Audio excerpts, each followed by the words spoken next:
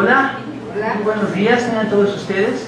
La Facultad de Derecho, a nombre de nuestra directora, la doctora María Loba Castañeda Rivas, y el licenciado Fausto Ledesma Rocher, jefe de la División de Universidad Abierta, agradecemos su presencia y le damos la más cordial bienvenida a esta conferencia titulada El fideicomiso eficaz. El fideicomiso eficaz mecanismo de garantía de obligaciones, a cargo del maestro Felipe Alberto López López, de quien voy a leer una breve síntesis curricular. El maestro es socio activo en la Asociación Nacional de Abogados de Empresa, Colegio de Abogados, AC-ANADE. Es profesor de asignatura en la Cátedra de Contratos Mercantiles en la Facultad de Derecho de la Universidad Nacional Autónoma de México y del Sistema de Universidad Abierta, y también en el módulo de contratos de empresa del diplomado en Derecho Empresarial de la misma facultad. Actualmente también está en la elaboración de tesis de doctorado.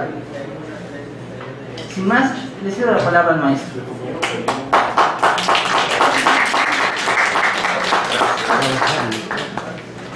Bueno, buenos días a todos. Vamos a hablar rápidamente, porque tenemos poco tiempo, de un tema muy interesante que es el fideicomiso, y específicamente la aplicación de la figura del fideicomiso a la finalidad de garantía. Antes de entrar al tema del fideicomiso, su modalidad de garantía, vamos a hablar un poquito de la noción de fideicomiso. Vamos a introducirnos al tema elemental, los conceptos básicos del fideicomiso, para ya después poder entender con claridad de qué estamos exactamente hablando cuando hablamos del fideicomiso de garantía. El fideicomiso es una figura fácil. Una vez que se le empieza a manejar, se queda claro cuál es la estructura, pero primero hay que introducirnos un poco a sus conceptos básicos para poder entender sus modalidades. Vamos a empezar por lo principal, el concepto del fideicomiso. ¿Qué es un fideicomiso? En su concepto básico, en su noción básica, el fideicomiso es el contrato. Déjenme decir de que esto del contrato, que ahora decimos con toda naturalidad, no siempre fue así. Por mucho tiempo se discutió la verdadera naturaleza jurídica del fideicomiso. Hubo por mucho tiempo autores muy connotados que no estuvieron de acuerdo en que el fideicomiso era un contrato. Decían que era una suerte de gravamen, otros decían que era una declaración unilateral de voluntad, en fin. Ya actualmente ya hay prácticamente unificación de criterios en el sentido de que es un contrato. Entonces, continuando, es el contrato en virtud del cual una persona, ya sea físico o moral, llamada fideicomitente, transmite la propiedad de ciertos bienes o derechos. Y aquí hago un alto, porque déjenme comentarles que también este tema no fue siempre pacíficamente aceptado en cuanto al efecto traslativo de la propiedad. Hubo quien pensó, también autores muy contados, gente muy brillante, que decían que no había tal efecto traslativo de la propiedad del fideicomiso. Actualmente ya también está pacíficamente aceptado este tema.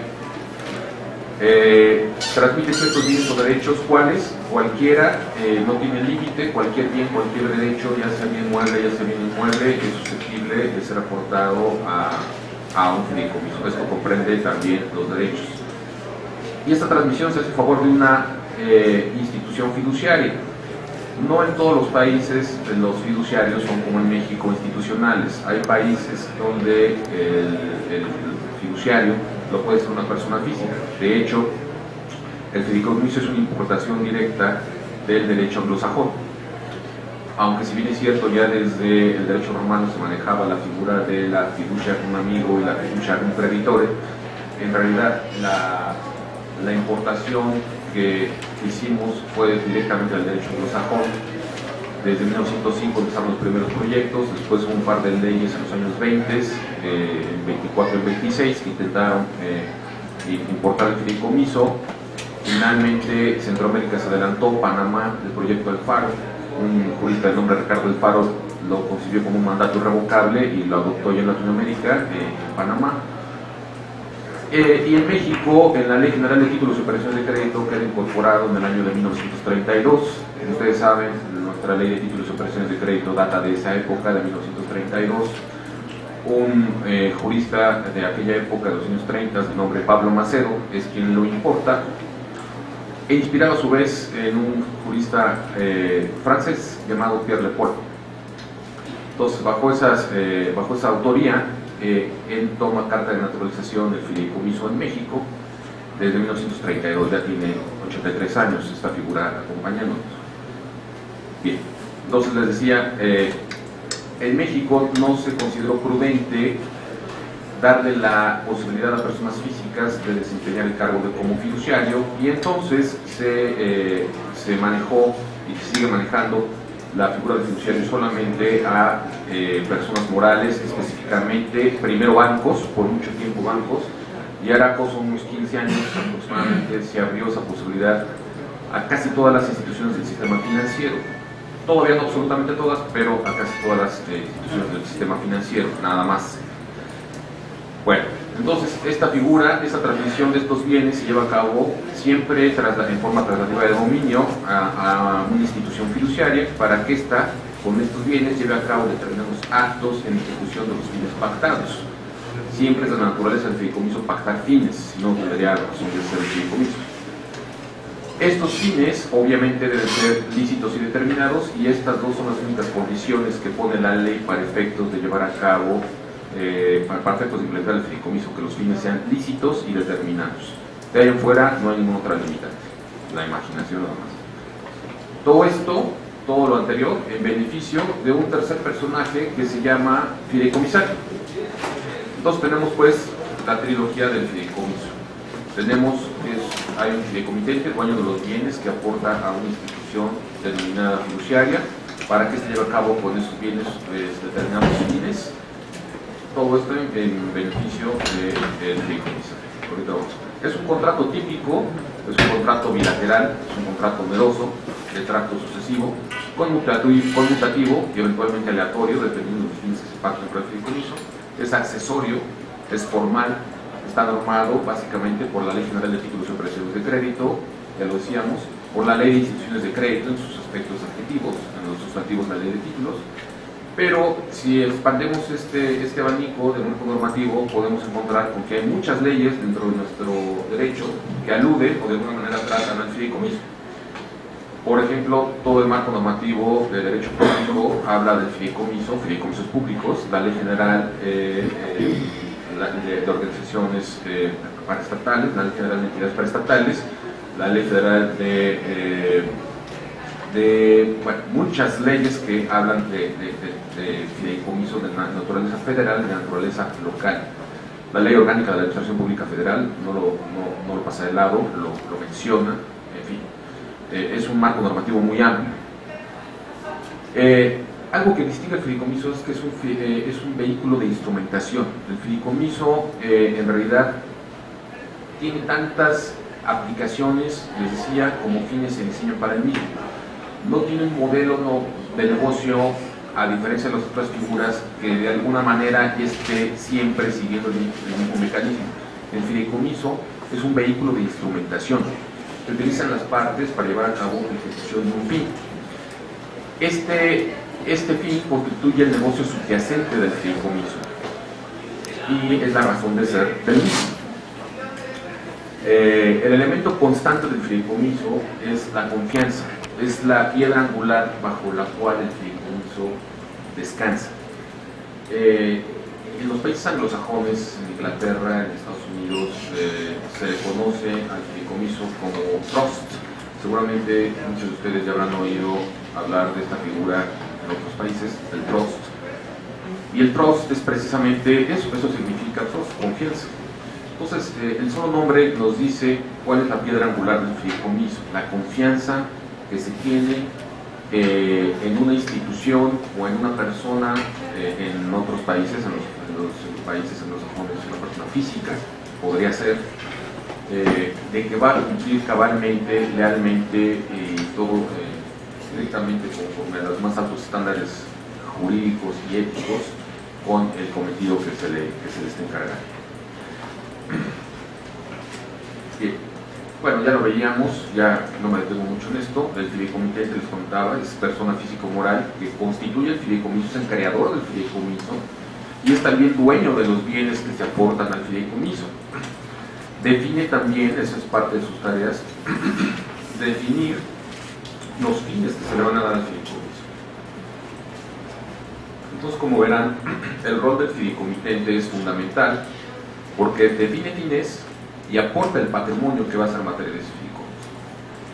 El siguiente elemento es la institución, ya les decíamos, que es una institución en México, por muchos años solamente bancos, después pudieron serlo también otras instituciones del sistema financiero mexicano. Actualmente lo pueden ser aseguradoras, afianzadoras, casas de bolsa, almacenes generales de depósito, las mismas OFOMES lo pueden ser, en fin, prácticamente casi todas las instituciones del sistema financiero mexicano. Pero deben contar con autorización de la Secretaría de Hacienda y Comisión Nacional Bancaria de Valores para poder llevar a cabo este rol. Recibe la propiedad o la titularidad, se trata de derechos, de aquellos bienes o derechos que constituyen el patrimonio del fideicomiso, y con ellos va a cumplir los fines. Todo esto en función, les decía, de otra persona que también tiene un rol muy importante en el fideicomiso, que es el beneficiario o fideicomisario. Este fideicomisario puede eventualmente existir en el mismo acto de la constitución del fideicomiso o puede ser designado en un acto posterior sin que ello afecte la validez del contrato. No es indispensable la existencia del fideicomisario en el acto mismo de celebración del fideicomiso. En algunos fideicomisos es potestativo, en todo caso, en algunos fideicomisos existe la figura del comité técnico, y este comité técnico es un órgano colegiado que al final del día es quien toma decisiones con relación a los actos que debe llevar a cabo el fiduciario en la vida de ese ente jurídico. Este órgano colegiado en algunos fideicomisos como los públicos es obligatorio, pero en otros fideicomisos, los que podríamos llamar privados, no es obligatorio la existencia del comité técnico, es optativo. Entonces, les decía, es un órgano de gobierno del fideicomiso que eventualmente instruye a la institución fiduciaria para que, acatando esas instrucciones, la institución fiduciaria vaya cumpliendo los fines del contrato. Los elementos reales, les comentaba hace un momento, que pueden ser cualquier clase de bien o derecho es susceptible de aportarse a un fideicomiso. Como todo bien o derecho, debe ser determinado o determinable en cuanto a su especie y existir en el comercio para poder ser materia de un contrato, igual que cualquier otro contrato, como ustedes saben.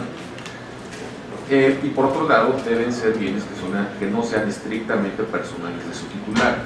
¿Cuáles son los derechos estrictamente personales de su titular? Bueno, son aquellos que no están en el comercio, y estoy refiriéndome, por ejemplo, al ejercicio de una patria potestad o al ejercicio del derecho de voto. Todo el tema de garantías individuales, pues son derechos que no están en el comercio y por tanto no pueden ser patrimonio de un fideicomiso. Otros bienes que no están en el comercio son los que claramente son de tráfico ilícito, ¿no? Armas, drogas, claramente no pueden ser materia de un fideicomiso. O bien aquellos que pues simplemente no son susceptibles de poderse determinar. No podría afectar en un fideicomiso la parte alícuota del mar que me toca como ciudadano mexicano. O sea, no tendría sentido, ¿no? Entonces, con restricciones de derecho y de lógica, solamente pueden ser materia del fideicomiso los bienes o derechos que están en el comercio y que son determinados o determinables en cuanto a su especie. Los bienes que se dan en fideicomiso se consideran afectos al fin a que se destinan, y con esto de afectos, esa palabrita encierra un amplio significado jurídico, porque cuando se afecta un bien en fideicomiso se crea una situación jurídica extraordinariamente sui generis y especial, porque a partir de ese momento los bienes fideicomitarios ya no son más patrimonio del fideicomitente que los aportó.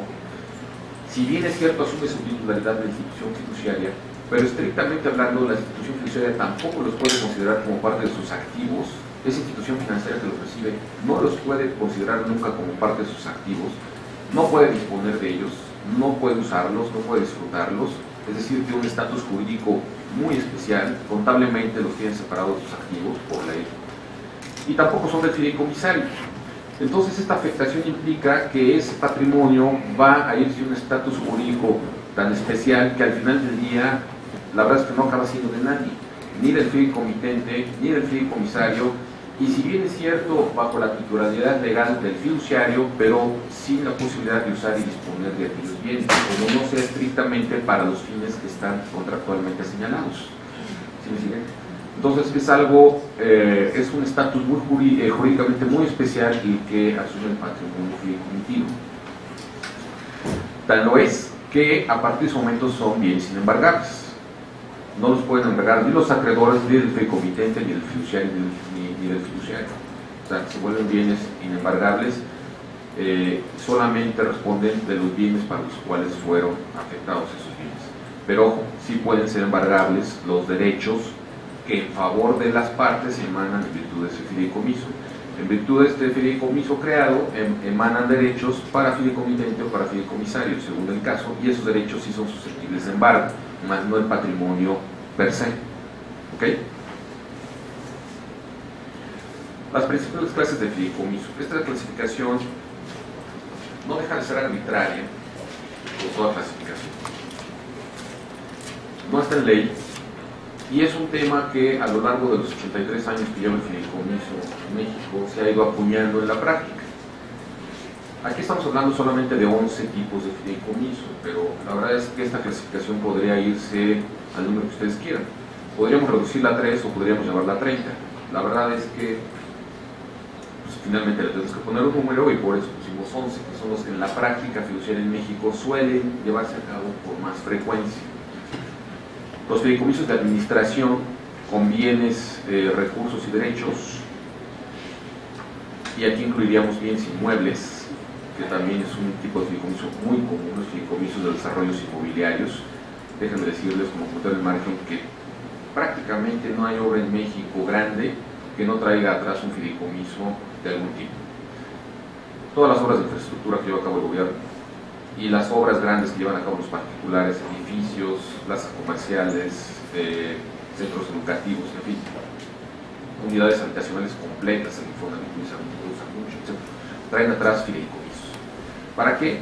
Para dotar de transparencia y seguridad jurídica a todas las partes involucradas, que es una de las principales finalidades a nivel conceptual que se persigue con el fideicomiso: buscar transparencia y seguridad jurídica a todos aquellos que participan en este esquema de los fideicomisos. Bueno, seguimos. De administración con bienes, recursos y derechos, fondos, pensiones y jubilaciones.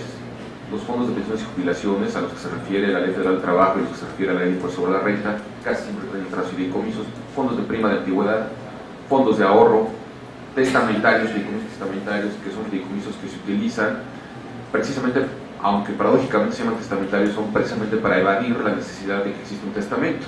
Cuando creas un fideicomiso de los llamados testamentarios, lo que estás haciendo es evitar que tu sucesión, tus herederos, tengan que llevar a cabo el trámite de un testamento y verse involucrados en un trámite, ya sea ante notario o ante juez o familia, de tener que promover todo un tema de sucesiones. Paradójicamente se llaman testamentarios, pero es precisamente lo que trata de evitar el testamento. Y aquel que iba a ser tu heredero ya no es más heredero y se vuelve tu fideicomisario, no el fideicomiso. Para bursatilizaciones, un gran número de emisiones que cotizan en la Bolsa Mexicana de Valores son fideicomisos. Los fiduciarios son frecuentemente emisores de un gran número de los valores que están cotizando actualmente en la Bolsa Mexicana de Valores. Entonces, frecuentemente el fideicomiso es utilizado para bursatilizaciones. Fideicomisos de fuente de pago, ahorita lo vamos a ver. De garantía, de nuestro tema. Corporativos, fideicomisos de control accionario, o donde de alguna manera la empresa holding, un grupo empresarial importante, está llevando a cabo un control sobre sus empresas filiales, son los fideicomisos corporativos. Los fideicomisos llamados de zona restringida, que es el único vehículo que da la ley de inversión extranjera para poder adquirir inmuebles en la llamada zona restringida, que como ustedes saben son 50 kilómetros en las playas y 100 kilómetros en las fronteras. Ningún extranjero puede adquirir bienes en esa llamada zona restringida, y el único vehículo que nos da la ley es precisamente el fideicomiso, donde el que adquiere la propiedad, no pudiendo adquirir el extranjero, quien adquiere la propiedad es precisamente la institución fiduciaria, y lo que tiene el extranjero es un derecho fiduciario de usar y disfrutar la cosa, pero nunca adquiere derechos reales sobre la misma. ¿Okay? Es la única forma en la que un extranjero puede legalmente adquirir la propiedad de inmuebles en la zona restringida. Sobre pólizas de seguro, ahí lo que constituye el patrimonio del fideicomiso son los derechos que como beneficiario en principio emanan de un asegurado, de un sujeto que se aseguró, un seguro de vida, que se aseguró, donde él, en lugar de designar como beneficiarios a otras personas, designa como beneficiario del seguro a la institución fiduciaria, para que una vez fallecida esta persona, el fiduciario cobre ese seguro en su calidad de beneficiario, le cobre la suma asegurada, y ya con ese patrimonio traducido en recursos, lleva a cabo los fines que le encomendó a aquella persona que constituyó el fideicomiso. Normalmente esos fines están en función de proteger a su familia, ¿no? Bien. Pues dicho lo anterior, y habiendo dejado las bases, por lo menos así muy rápidamente, muy grosso modo, de quiénes son los que figuran en un fideicomiso, fideicomitente, fiduciario y fideicomisario, y qué hace cada uno, entonces ahora sí paso a lo que es el fideicomiso de garantía, si me lo permiten. ¿Qué es el fideicomiso de garantía? ¿Cómo lo concebimos grosso modo? El fideicomiso de garantía es aquel en el cual el fideicomitente, el que constituye el fideicomiso, transmite la propiedad de bienes o derechos, bienes muebles, bienes inmuebles, etc., al fiduciario, para garantizar con los mismos el cumplimiento de una obligación. Ya es una obligación de él mismo o ya es una obligación de un tercero, previendo que para el caso de incumplimiento en el pago, el fiduciario proceda al remate en pública subasta de los bienes que son el patrimonio del fideicomiso, ya sea bajo el procedimiento convencional de ejecución que se pacta en el contrato, o bien bajo el procedimiento previsto en la ley. ¿En qué ley? En el Código de Comercio, entregando el producto del remate al fideicomisario acreedor en pago de la obligación, hasta donde basta y alcance el producto de la renta. Este es un esquema que se ha venido utilizando pues cada vez con más frecuencia en los últimos años, y de alguna manera es uno de los mecanismos de garantía que se vinieron a adicionar a los tradicionales que ustedes conocen como derechos reales accesorios de prenda e hipoteca. Entonces, dentro del catálogo de instrumentos de garantía que se manejan actualmente en nuestro derecho, tenemos la tradicional hipoteca, la prenda, bueno, la fianza para algunos tipos de obligaciones, y se suma el fideicomiso de garantía como un esquema alternativo muy eficaz para garantizar obligaciones. Ahorita vemos los detalles del fideicomiso de garantía y verán por qué. Sí, bueno, en el caso del fideicomiso de garantía, me imagino que se garantiza más bien a un tercero a través de un fiduciario. Se utiliza el fiduciario en este caso, obviamente por ser un fideicomiso, pero en este caso sería una institución del sistema bancario nacional, y a través de él se garantiza a un tercero que es acreedor del fideicomitente, a través de los bienes que se depositan o del fondo que se crea en este fideicomiso, o la pregunta sería, o se le garantiza a la institución bancaria que al mismo tiempo es fiduciario, lo cual creo que caería en conflicto de intereses, no sé. Se le garantiza al acreedor, al acreedor, quien quiera que este sea, es el sujeto garantizado. Eventualmente, el acreedor es precisamente la institución que está fungiendo también como fiduciario, y ahorita lo vamos a ver. Les propongo que guardemos 5 minutos al final para preguntas, porque traemos el tiempo muy corto, entonces, ¿les parece bien? Sí. Guardamos 5 minutos al final. Ok, continúo. Los aspectos sustantivos del fideicomiso de garantía. Bueno, el fideicomiso de garantía, para empezar, está regulado en un capítulo especial que antes no existía, fue creado hace relativamente poco, precisamente para crear como un capítulo, aparte de lo que es la regulación general del fideicomiso, el legislador consideró prudente crearle su capítulo especial al fideicomiso de garantía, para no revolver las disposiciones de otro tipo de fideicomisos con el fideicomiso de garantía. ¿Por qué? Porque el fideicomiso de garantía, que siempre ha sido impugnado, que siempre ha sido atacado, se le ha impugnado mucho, al fideicomiso en general se le ha atacado desde siempre.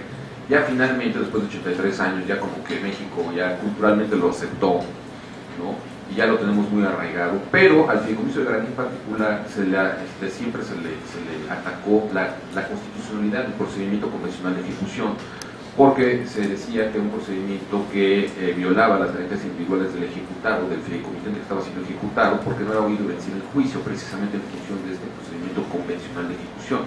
no era competencia de un juez como garantía individual. Finalmente este tema fue siendo superado poco a poco a mediados de los 90 cuando surgió la cultura del no pago. Ya recuerdan ustedes, de toda aquella época, queda resuelto por los tribunales que el fideicomiso de garantía definitivamente no es inconstitucional. Sigue avanzando en los años y finalmente el legislador considera por la fuente de conflictos en que se ve convertido el fideicomiso de garantía y la fuente de confusión, crearle su propio capítulo expreso en la Ley General de Títulos y Operaciones de Crédito. Entonces tenemos del artículo 395 al 407 con un capítulo expreso exprofeso diseñado por el fideicomiso de garantía. Ahora bien, los aspectos sustantivos de este capítulo expreso, vamos a hacer un resumen muy apretado. Quien los quiera consultar, desde luego ahí están, los pueden consultar con toda la calma, pero apretadamente, en síntesis, estaríamos hablando de lo siguiente. Pueden ser, bueno, primera característica es que tienen su propio capítulo expreso, cosa que antes no existía, lo que estoy comentando. Segundo, pueden ser fiduciarios prácticamente todas las instituciones del sistema financiero, lo que ya comentaba. Pueden ser fiduciarios, cosa que antes no podían. Pueden legalmente asumir, que es tu tema, asumir el carácter de fiduciario y fideicomisario las instituciones financieras por créditos constituidos a favor de ellas mismas. Hago aquí un paréntesis. Durante mucho tiempo, los fiduciarios, las instituciones fiduciarias, tenían prohibidas ser fiduciarias y fideicomisarias en el mismo fideicomiso. Porque sí, efectivamente, se existe un conflicto de intereses cuando traes el doble rol de ser fiduciario y fideicomisario. Sin embargo, hará cosa de que serán unos 15 años, se abrió por ahí tímidamente la posibilidad de ser fiduciario y fideicomisario en cierto tipo de fideicomisos. Y actualmente ya está abiertamente reconocida esa posibilidad de poder ser fiduciario y fideicomisario en dos tipos de fideicomisos. Fideicomisos de garantía, expresamente reconocidos por la ley, y fideicomisos fuente de pago, también expresamente reconocido por la ley. En esos dos tipos de fideicomisos, los de garantía y fuente de pago, sí puede la institución fiduciaria ser al mismo tiempo fideicomisaria en un fideicomiso que está administrando ella misma respecto de créditos que esa misma institución otorgó. La banca oficial, la banca de segundo piso, siempre, ya saben ustedes que estas bancas tienen sus propias leyes orgánicas, siempre se les permitió ser fiduciario y fideicomisario, pero de alguna manera era una excepción a la regla. Ahora ya está esta situación permitida para cualquier tipo, cualquier institución, siempre y cuando sean fideicomisos, repito, fuente de pago y de garantía. Ahora bien, cuando es el caso que estemos en presencia de esta circunstancia, entonces sí pide la ley que se pacte alguna fórmula, algún tipo de procedimiento para solucionar controversias. ¿Cuándo se da la controversia? Cuando llega el momento de ejecutar. Mientras no llega el momento de ejecutar no hay controversia, todos son felices, pero cuando ya ocurrió el escenario del incumplimiento y hay que ejecutar ese fideicomiso por el incumplimiento del deudor fideicomitente, entonces es cuando surgen los problemas, porque ese fiduciario va a tener que ejecutar y estará ejecutando en favor de él mismo. Entonces ahí es donde se actualiza con mucha claridad el conflicto de intereses y es donde la ley dice cuando sucede eso, entonces tienes que prever en tu fideicomiso algún tipo de fórmula que rompa con el conflicto de intereses. La fórmula que da la ley antes decía que era debería, utilizaba el debería, ahora dice podrá, o sea ya quedó potestativo el asunto, y es una fórmula muy peculiar. La da el artículo 396. Y si me lo permite, le voy a dar lectura a este artículo 396 que habla de cómo la ley está proponiendo que se rompa ese conflicto de intereses. Y verán ustedes qué peculiar es este artículo por lo siguiente. Dice este artículo 396: las instituciones o sociedades mencionadas en el artículo anterior son las que pueden ser fiduciarias. Podrán reunir la calidad de fiduciarios y fideicomisarias, tratándose de fideicomisos cuyo fin sea garantizar obligaciones a su favor. En este supuesto, las partes deberán convenir los términos y condiciones para dirimir posibles conflictos de interés. Ok, es lo que acabo de decir. Para tal efecto, y esta es una reforma del 13 de junio del año pasado, esto no estaba hasta el 13 de junio del año pasado. Para tal efecto, las partes podrán nombrar un ejecutor o instructor. Esto de ejecutor e instructor son, de alguna manera, términos nuevos dentro de la terminología fiduciaria. O sea, no queda muy claro, y el Poder Judicial no se ha pronunciado, ¿a qué se refiere con eso de instructor? ¿Quién es, qué hace y qué rol tiene? Las partes podrán nombrar un ejecutor o instructor que podrá ser una institución fiduciaria o cualquier tercero. Si es una institución fiduciaria se entiende, bueno, somos fiduciarios, ya que yo soy fiduciario, llega un momento de que tengo que ejecutar, para no conflictuarme con el fideicomitente, le paso este fideicomiso a otra institución fiduciaria sustituta. Bueno, es otro fiduciario ejecutando un fideicomiso, se vale, pero aquí dice o cualquier tercero podremos ser cualquiera de nosotros, ¿no? A fin de que determine el cumplimiento o incumplimiento del contrato, o sea, trae casi que es un rol de juez. Para el solo efecto de iniciar el procedimiento de ejecución y para que cumpla los fines del fideicomiso, o sea que si cualquier tercero va a cumplir los fines del fideicomiso, en lo que respecta a la realización y aplicación de la garantía. O sea, bastante delicado el rol que va a tener este instructor, que podemos ser cualquier tercero, porque va a acabar cumpliendo los fines del fideicomiso, es un punto más delicado. A partir de que se considere incumplida la obligación garantizada. En el siguiente párrafo dice: en todo caso, el ejecutor o instructor ejercitará sus funciones en nombre y representación del fiduciario. O sea, se vuelve una especie de mandato con representación, donde aquel sujeto que pueda ser, va a ser mi representante, porque va a actuar en nombre y representación del fiduciario. Si yo soy el fiduciario, es aquel va a actuar en nombre y representación del fiduciario, pero sin sujetarse a sus instrucciones. ¿Sí? Entonces es mi representante, pero no se va a sujetar a mis instrucciones, obrando en todo momento de conformidad con lo pactado en el contrato y la legislación aplicable, y actuando con independencia e imparcialidad respecto a los intereses del fideicomitente y fideicomisario. El artículo sigue, pero no tenemos, ya habla de cuándo se considera que hay conflicto, cuándo hay conflicto entre este ejecutor e instructor, y cuándo no es independiente, cuando su volumen de ventas son más del 10%, dice la ley, dice, bueno, a ver, lo leo. Para efectos del párrafo anterior, se presume independencia e imparcialidad en el cumplimiento del contrato o ejecución de la garantía cuando los títulos representativos del capital social, o sea, presume que es una persona moral, entonces, así como las compras e ingresos del último ejercicio fiscal o del que está en curso del ejecutor o instructor, no estén vinculados con alguna de las partes del crédito garantizado con más de un 10%. Si no está este extremo cumplido del 10%, entonces se presume que hay independencia e imparcialidad. Si es de un 10% más, se presume que entonces ya no hay independencia e imparcialidad. Esta es la fórmula que da el legislador para romper el conflicto de intereses cuando se instituye el fideicomisario. Bien. Continúo. Si no se pacta el procedimiento convencional de ejecución, que ahorita lo vamos a ver, son las cosas que caracterizan esta figura. Esta se realiza por la vía judicial, forzosamente bajo el procedimiento del artículo 14, 14 y 7 del Código de Comercio, ya sea para enajenar los bienes o para oponerse judicialmente la misma. Otra cosa que caracteriza sustancialmente a este capítulo que llama la atención es que un mismo fideicomiso puede ser utilizado simultáneo o sucesivamente para garantizar diversas obligaciones y diversos acreedores. El mismo fideicomiso se utiliza para un grupo de acreedores o un grupo de obligaciones cuando sea el mismo acreedor. Las acciones de los acreedores garantizados con fideicomiso de garantía prescriben en 3 años contados desde la fecha en que haya dado por vencida la obligación garantizada. Y este es un punto importante porque viene a acortar sustancialmente los plazos de prescripción que se manejan normalmente. Ustedes saben, el plazo de prescripción de una obligación de prescripción negativa, obvio, es de 10 años. Eso nos da el Código de Comercio. Y resulta que si optaste como al fideicomiso como opción para garantía, resulta que son 3 años.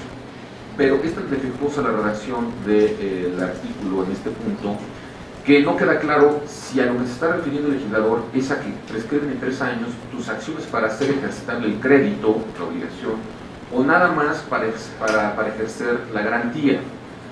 Es muy ambigua la fórmula que utiliza la ley en este punto, entonces queda muy poco claro si se está refiriendo a que prescribe tu obligación del principal o nada más lo que está prescribiendo es tu posibilidad jurídica de ejecutar ese fideicomiso, de solicitar la ejecución del fideicomiso. Esto no ha quedado todavía definido por los tribunales, entonces es un punto débil de este esquema en el sentido de que pues eventualmente podría haber un juez que interpretara que lo que el legislador quiso fue recortar tu plazo para ejercer tu derecho respecto de la obligación, lo cual sería pues muy dramático, porque resulta que aquí lo accesorio, que era la garantía, marcó la suerte de lo principal, que era tu crédito, ¿no? Y le puso un plazo de prescripción sustancialmente más corto, ¿no? Bien. Sigue diciendo esta parte, estos artículos, que si el valor del patrimonio excede las 250.000 UDIs, el contrato debe ratificarse ante el fedatario público. Como en materia mercantil, juega el corredor público, no nada más el notario público. No dice que debe elevarse a escritura pública o a póliza ante corredor, nada más que debe ratificarse ante el fedatario público. Si se trata de bienes inmuebles, ahí sí tenemos que estar hablando de escritura pública. Si el patrimonio son bienes inmuebles, la escritura pública se inscribe en el registro público de la propiedad, y si son bienes muebles o derechos, en el registro único de garantías mobiliarias. Hay artículos expresos en el Código de Comercio que dice que los fideicomisos de garantía con bienes muebles deben ser objeto de inscripción en el registro único de garantías mobiliarias, que como sabemos es la sección nueva del registro público de comercio, que se trata de darle publicidad a todos aquellos actos que se hacen con bienes muebles. Si el fideicomitente o un tercero conservan la posesión, lo hacen como depositarios y responden terceros por los daños que causen por su uso, y al acreedor por el demérito, el acreedor del fideicomisario, por el demérito en su valor, pudiendo exigir la aportación de más bienes el fideicomisario, de modo que se mantenga el aforo que hubiera pactado para cubrir principalmente socios o pena de vencimiento anticipado.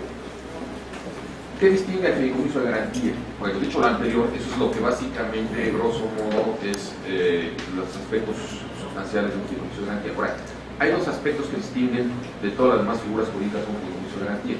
Uno, que tratándose de bienes muebles, se permite al fideicomitente conservar la posesión, el uso y goce de la cosa objeto de la garantía, así como transformarla e instruir al fiduciario su enajenación a terceros. Al igual que la prenda sin transmisión de posesión, que es la última prenda que diseñó el legislador, la prenda sin transmisión de posesión, que está diseñada para beneficiar a los empresarios y que no tengan que, en virtud de la garantía, cortar los flujos que produce su empresa porque no tienen bienes con qué producirlos, porque están afectados en favor de un acreedor que tiene la posesión de ellos.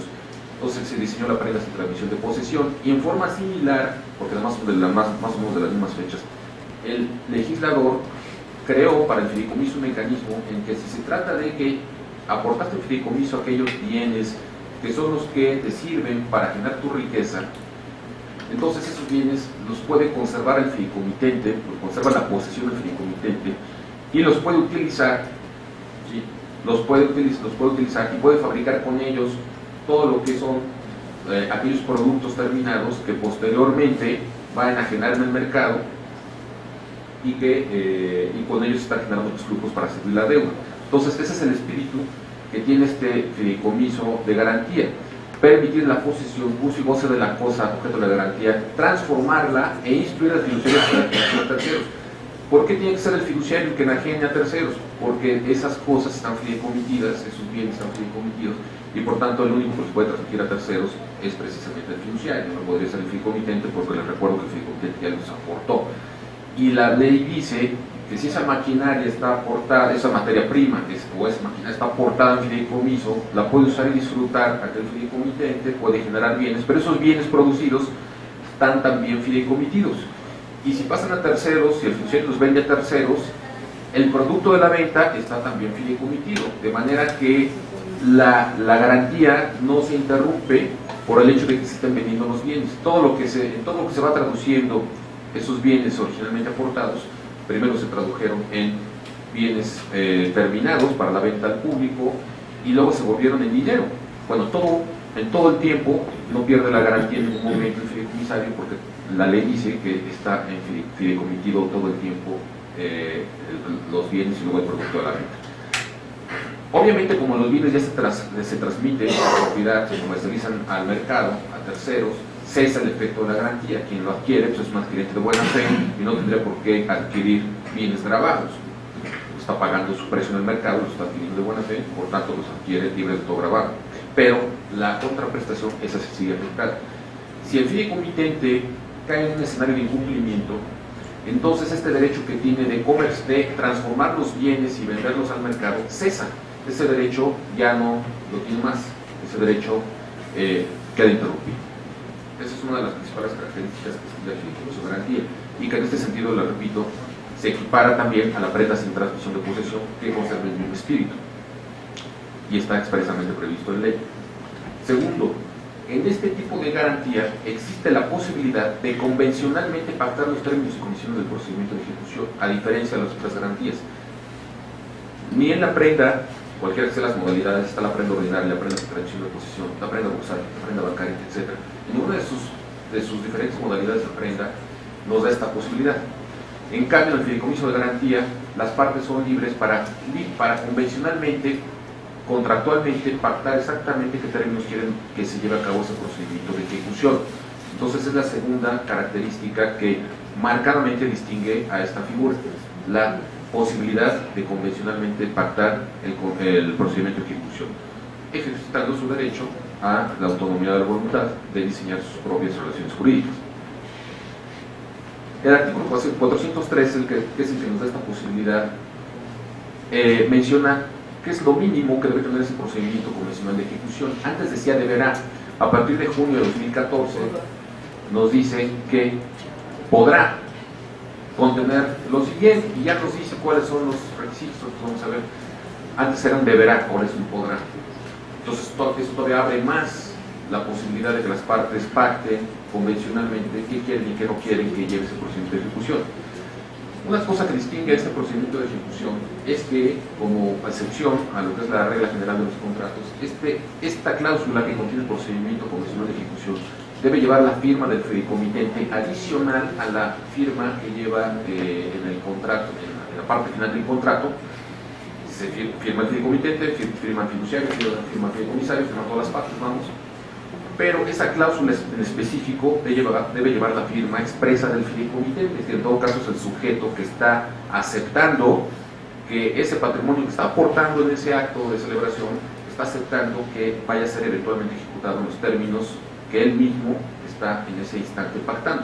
Y por eso la ley dice, aparte de la firma del contrato general, adicionalmente debe llevar esta cláusula a tu firma, para que no haya el argumento que en algún momento se utilizó de que yo quería todo el contexto del contrato, pero esta cláusula no estaba yo de acuerdo a la hora que ya te estaban ejecutando. Entonces, con esto el legislador pretende ponerle un alto a ese argumento, ¿no?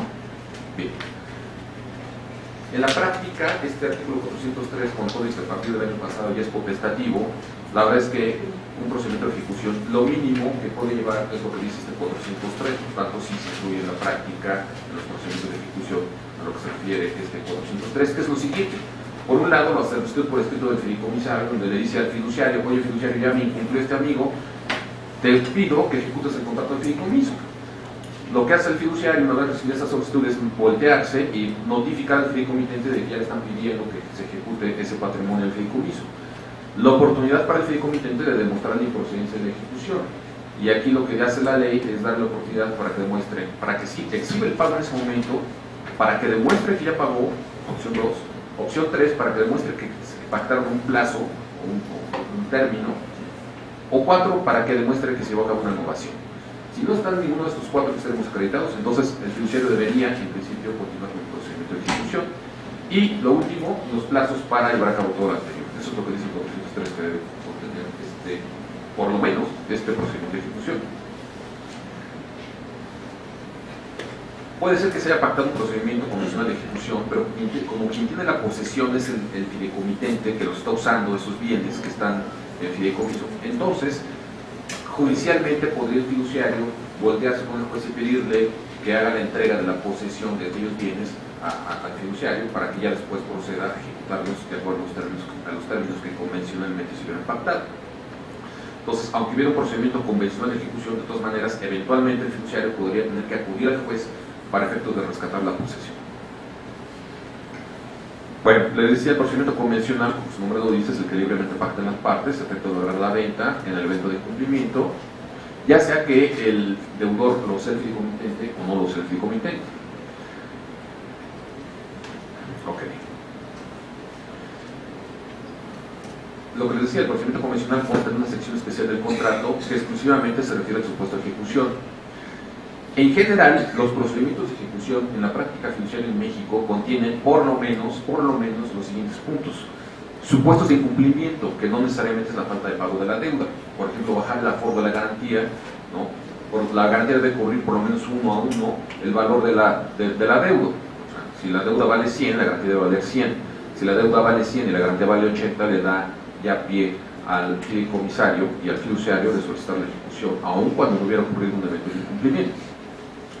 La forma de demostrar por parte del fideicomisario sus extremos que están pactados como incumplimiento, como escenarios de incumplimiento, la solicitud formal por escrito del fideicomisario al fiduciario, en el que le dice, ya me incumplieron, ejecuta, la notificación al fideicomitente en el domicilio manifestado y o por los medios acordados, normalmente es a través del tratado público, ya se corre el notario, plazo al fideicomitente para responder señalando a partir de qué momento corre tal plazo, extremos a demostrar por el fideicomitente para entrar el procedimiento de ejecución, forma de definición del valor de los bienes para el caso de remate, o sea, cómo se van a evaluar esos bienes. Normalmente es un perito el que define el valor, a menos que convencionalmente las partes de un principio hubieran fijado, y el aforo que debe mantenerse de garantía en todo momento para que no disminuya el valor de la garantía respecto del valor de la deuda. En caso de no demostrar el fideicomitente de los extremos pactados, se procede a convocar postores en pública subasta. La forma de convocar postores normalmente son publicaciones en donde se hacen periódicos, van a ser periódicos a nivel nacional, periódicos a nivel local, etcétera. Cada cuándo se van a hacer estas publicaciones, con qué anticipación a la fecha de subasta y los gastos de las mismas, ¿no? Nivel de retasas al valor del patrimonio para futuras subastas en caso de que no se logre la venta. Bien, ya llevamos, primera subasta no se vendió, vamos a una segunda subasta, debe haber una disminución del valor, ¿no? Entonces se llama retasas. ¿Qué porcentaje del valor vamos a estar disminuyendo con cada subasta hasta el punto en que se logre la venta? Cada cuándo se efectuarán las subastas, en su caso, cada semana, cada 15 días, cada mes, etc. Posibilidad de adjudicación del fideicomisario para el caso de que no se logre la venta, pagando con su crédito. El fideicomisario puede decir, bueno, ya vamos a hacer subastas, es hora que no se logra la venta de esto. Me adjudico la cosa y pago con mi crédito, ¿no? Si la ejecución tendrá efectos prosolvendo o prosoluto, prosolvendo quiere decir que ya no tiene derecho a perseguir los saldos deudores que hubieran alcanzado ser cubiertos en favor de la cosa. Prosoluto es que se remató la cosa y cobraste hasta donde basta y alcance, ya no tienes derecho a perseguir saldos deudores, ¿no? Entonces, ¿qué tipo de pacto hay en este sentido? Si va a ser prosolvendo, prosoluto. Distribución, que era el fiduciario de los recursos producto de la venta. Una vez que ya vendió, pues hay un recurso ahí que tiene el fiduciario en las manos, que ahora es el patrimonio del fideicomiso. ¿Cómo va a ser la cascada que va a llevar a cabo el fiduciario con esos recursos? ¿Cómo los va a direccionar? Devolución de remanentes a favor del fideicomitente en su caso, puede ser el caso, y de hecho frecuentemente lo es, que el valor al que se vendió la cosa es superior al valor de la deuda vale 100, la cosa se vendió en 150, hay 50 en favor del fideicomitente, que tendrá que ser devuelta al fideicomitente. ¿Cómo va a ser esa devolución? ¿Qué plazos? En fin. Y por último, la emisión del finiquito en favor del fideicomitente, si es el caso, y consecuentemente la extinción del fideicomiso por haber cumplido sus obligaciones. Estos son los requisitos mínimos que en la práctica se recogen en un procedimiento de ejecución con un fideicomiso de garantía. ¿Okay? El artículo 14.14 dice el Código de Comercio: si todo esto que acabo de decir no se pactó en el fideicomiso, que sería un pecado no hacerlo, porque precisamente es la bondad de esta figura, que puedes pactar tu procedimiento convencional de ejecución. Si los abogados que asesoraron la operación no vinieron a esta conferencia y se les ocurre no pactar nada, entonces, por default, tendrán que irse al 14.14 bis del Código de Comercio. Y entonces ahí el 14.14 bis del Código de Comercio primeramente nos habla de un procedimiento extrajudicial donde asume que no hay ningún tipo de conflicto, ninguna controversia entre ninguna de las partes, lo cual me parece un poco realista. Y entonces todos van de la mano a ejecutar el fideicomiso en los términos que dice este 14.14 bis del Código de Comercio. Los bienes son valuados, se entrega la posesión sin ningún conflicto, se paga la deuda sin ningún conflicto, se hace un requerimiento de la entrega de la posesión ante el fedatario público y se entrega la posesión. Si se le entrega la posesión, se le considera al fideicomisario como depositario judicial o al fiduciario. En este caso, más bien es el fiduciario que la rescate esta posesión, se le considera el depositario fiduciario, y esta entrega se lleva a cabo ante el fedatario público y se debe lamentar el inventario correspondiente. De no existir el pago de la obligación o la entrega de la posesión, entonces se da por concluido este procedimiento y nos vamos a la ejecución judicial. Bien. El procedimiento judicial de ejecución es un procedimiento, si no se previó procedimiento convencional, o si esto que acabo de decir no funcionó, entonces vamos a la judicial. Este está previsto en el 14.14 bis 7 del Código de Comercio. Y este 14.14 bis 7 del Código de Comercio sí nos dice que es un juicio en forma ante la autoridad jurisdiccional competente que solo aplica en caso de que no se haya pactado el procedimiento comisional o bien se demanda la recuperación de la posesión ante la negativa del poseedor. Su tramitación está diseñada para ser sumaria, muy similar a un juicio ejecutivo mercantil. Aquí no hay embargo de los bienes como el acto del secuente. Aquí lo que se va a hacer es pedir la entrega de la posesión de la cosa. Aplica tanto para el fideicomiso de garantía como para la prenda sin transmisión de posesión, este procedimiento judicial. Persigue únicamente el pago del crédito cierto, líquido y exigible o la recuperación de la posesión. El demandado tiene oportunidad por evaluar sus respectivos argumentos en todo momento, hasta antes de la sentencia, incluso cuando no haya contestado a tiempo la demanda. Es un beneficio que le da en este tipo de procedimientos el código al demandado. El demandado es el fideicomitente. Las sentencias apelables solo en el efecto devolutivo y no existen incidentes para no retrasar la resolución. Si el valor del bien es igual al del adeudo, el actor podrá disponer libremente de los bienes. Si es 1 a 1, la parte actora, fiduciario y fideicomisario, podrán disponer libremente de los bienes. Si es menor el valor de los bienes, también podrá disponer libremente de los bienes, pero el actor conserva sus acciones por el saldo deudor, excepto si es un crédito a la vivienda de más de 100.000 UDIs y ya se le va a pagar más del 50% del valor de ese crédito. Este derecho no es renunciable, dice la ley. Si el valor excede del adeudo, vamos a suponer que el valor de la cosa es de 150, lo que puedo decir ahorita, y el adeudo es de 100, entonces el actor, fiduciario y fideicomitente, deben devolver a aquel fideicomitente que ya fue ejecutado ese 50%, esos 50.000 de remanente que le sobran por el valor de la cosa. Y lo tienen que hacer en un plazo de 5 días, y si no, empiezan a generarse penas convencionales muy pesadas sobre de los 2 veces el costo de captación promedio que emite Banco de México, y penas convencionales que van de los 100 a los 3.000 días de salario mínimo por cada día de retraso. Entonces son penas pesadas que les impone la ley a los fiduciarios y fideicomisarios que no devuelven el remanente pronto a aquel fideicomitente que ya tiene derecho a pedir sus remanentes después de ejecutado. Esa es la premisa.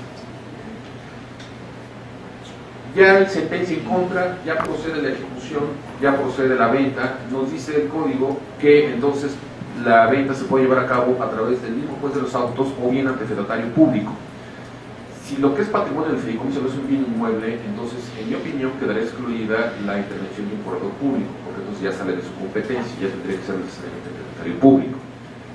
Si es el caso, se notifica personalmente al fideicomitente. Bueno, ya sea notario, ya sea corredor, depende de la naturaleza de los bienes. La premisa es que se notifique personalmente al fideicomitente.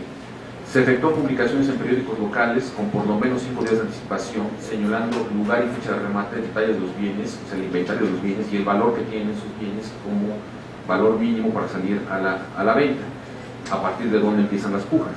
Las retasas por cada semana en que no se han vendido los bienes serán del 10%. Aquí la ley dice, aquí porque estamos en el procedimiento oficial de ejecución, aquí la ley dice que las retasas por cada semana van a ser del 10%, aunque no se puedan lograr los bienes. Me parece muy pesado, pero bueno, así está. Si el valor de los bienes es mayor al adeudo, el fideicomisario debe devolver la diferencia a más tardar a los 5 días al fideicomisario, de los que les decía hace un momento. Bien. Hay una figura muy parecida, y tenemos muy pocos minutos, pero no quiero cerrar esta plática sin antes comentarles. Hay una figura que se suele confundir mucho en la práctica mexicana por los abogados entre el fideicomiso fuente de pago y el fideicomiso de garantía, cuando en realidad son cosas muy diferentes. Pero se les suele confundir con mucha frecuencia, aún entre la gente muy especializada en estos temas. El fideicomiso fuente de pago es el siguiente. Ya vimos cuál es el fideicomiso de garantía. El fideicomiso fuente de pago es el siguiente. El fideicomiso por el cual el fideicomitente transmite al fiduciario bienes o derechos susceptibles de generar flujos de recursos, con los cuales el fiduciario emitido obligaciones de pago a cargo del fideicomitente de un tercero, teniéndole acreedor de tales obligaciones en el carácter del fideicomiso. A ver, lo traduzco. Aquí el fideicomitente, normalmente lo que aporta el fideicomiso no son inmuebles, no son maquinarias, son en la inmensa mayoría de los casos flujos, cartera que tiene derechos a su favor, derechos de crédito a su favor, que le transmite al fiduciario, le cede esos derechos y luego se le notifica a aquel deudor de aquella cartera que a partir de esa fecha el nuevo titular de esos derechos no es el fiduciario, por lo que los siguientes pagos que se generen se le van a entregar al fiduciario. Y el fiduciario lo que va a hacer con esos derechos ya traducidos en recursos, porque los va a empezar a cobrar él, es servir una deuda, donde el fideicomisario en este esquema lo es la persona que es el deudor de aquella deuda, ¿sí? Perdón, el acreedor de aquella deuda. El deudor no es el fideicomitente. ¿Cuáles son las diferencias básicas entre el fideicomiso de garantía y el fuente de pago?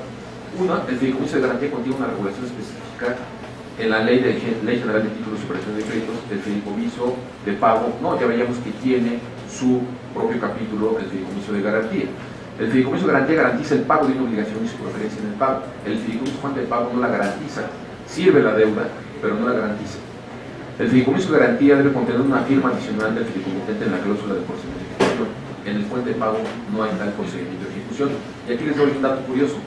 Es tan común esta confusión que el mismo legislador llega al punto de confundirse y habla de ejecución, del procedimiento de ejecución de los fideicomisos fuente de pago. Los fideicomisos fuente de pago no tienen procedimiento de ejecución. Los fideicomisos fuente de pago son lo que les acabo de decir, una cesión de derechos y un derecho de crédito donde deviene el titular el fiduciario, y ese fiduciario le avisa a ese deudor de ese derecho de crédito que él va a ser el que va a cobrar en lo sucesivo, y una vez que ese recurso ya está en manos del fiduciario, el fiduciario dispersa el recurso en la forma que está pactada. Obviamente el primero que tiene derecho a ser pagado con ese recurso es el fideicomisario. El fideicomiso de garantía suele tener como patrimonio cualquier clase de bien o derecho. El fideicomiso fuente de pago normalmente respecto a derechos de crédito vigentes en favor del fideicomitente, el nombre del tercero y que no son serios servicios. El fideicomiso de garantía es un instrumento para remediar el incumplimiento. El fideicomiso fuente de pago es un instrumento para prevenirlo. Finalmente, este último es un fideicomiso de administración de recursos, nada más. El fideicomiso de garantía tiene un procedimiento convencional o legal de ejecución, el de fuente de pago no. El fideicomiso fuente de pago no está sujeto a prescripción, el de garantía sí. El fideicomiso de garantía con bienes muebles debe inscribirse en el RUC, el de fuente de pago, solo a partir de junio de 2014, cuando el legislador se encontró la puntada de decir que cualquiera que sea el fideicomiso, cualquiera que sea su finalidad, si los bienes que construyen su patrimonio son bienes muebles, deberán inscribirse en el Registro Único de Garantías Inmobiliarias, con lo cual está desnaturalizando la finalidad para la cual se constituye este registro de garantías inmobiliarias. Bueno, estuvo muy apretado, son muchos temas y muy poco tiempo, pero pues con esto estaría concluyendo mi plática. Les agradezco a todos su atención. Muchas gracias.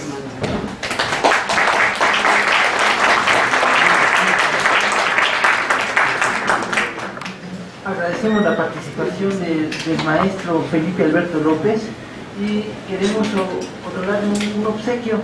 Gracias, maestro. Muchas gracias.